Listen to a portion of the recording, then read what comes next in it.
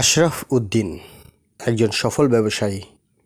বেশ কিছুদিন থেকেই আসন্ন ইউনিয়ন পরিষদ নির্বাচনে নারায়ণগঞ্জ জেলার সোনারগাঁও উপজেলার মোগরাপাড়া ইউনিয়ন পরিষদের চেয়ারম্যান প্রার্থী হিসেবে প্রচারণা চালাচ্ছেন বেশ জোরে সোরে।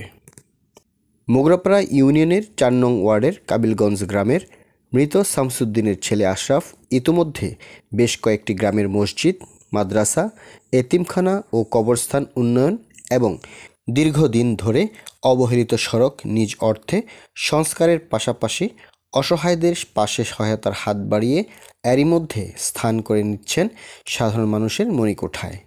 বিশেষ করে সাধারণ মানুষকে দেওয়া তার মানবিক প্রতিশ্রুতি অনেকেরই নজর কেড়েছে।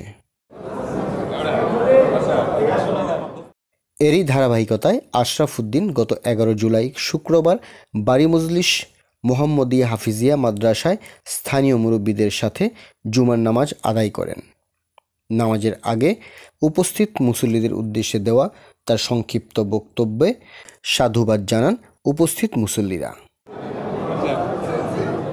পরে উপস্থিত মুসল্লিদের সাথে কুশল বিনিময় করেন এবং ওই মাদ্রাসায় এতিম শিক্ষার্থীদের সাথে বসে দুপুরের খাবার খান। এর আগে ইউনিয়নের মৃত্যুবরণকারী সকল মুসলমানদের রুহের মাগফিরাত কামনায় এবং মুসলিম উম্মার জন্য অনুষ্ঠিত মিলাদ মাহফিলে অংশ নেন চেয়ারম্যান প্রার্থী আশরাফ উদ্দিন।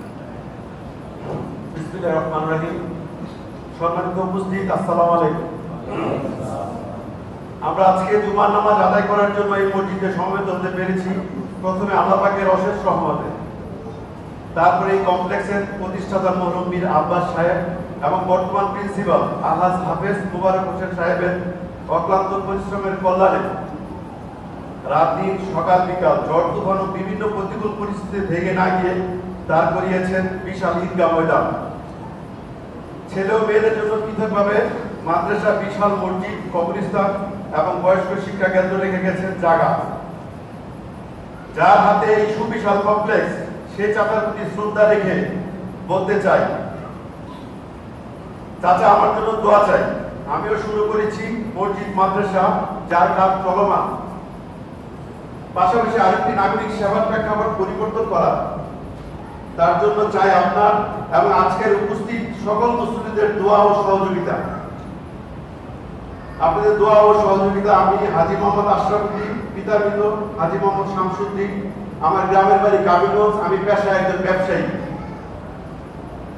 আসন্ন মোগরাপাড়া ইউনিয়ন পরিষদ নির্বাচনে আমি একজন চেয়ারম্যান পদপ্রার্থী। আপনারা আমার জন্য দোয়া করবেন এবং এই কমপ্লেক্সের সহায়তাকারী সকলের জন্য বিশেষ দোয়া দরকার রইল। আসসালামু আলাইকুম। Desk report,